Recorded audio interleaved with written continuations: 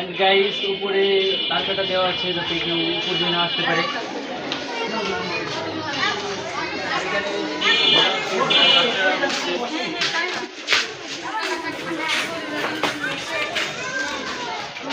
আর এখানে ব্রিজের নিচে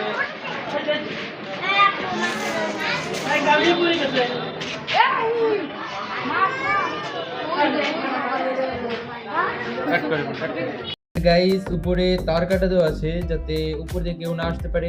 আর গাইস বাড়িটা দেখতে যতটা সুন্দর তার থেকে বেশি হার্ড বাড়ির সিকিউরিটি সিস্টেমস গুলো ছিল।